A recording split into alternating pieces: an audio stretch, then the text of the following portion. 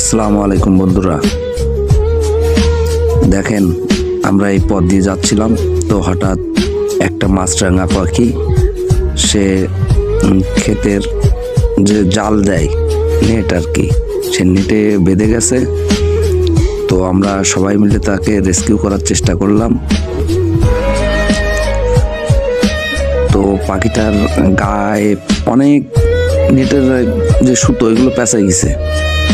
তো তারপরে আমরা অনেক চেষ্টা করে পাখিটাকে মুক্ত করলাম।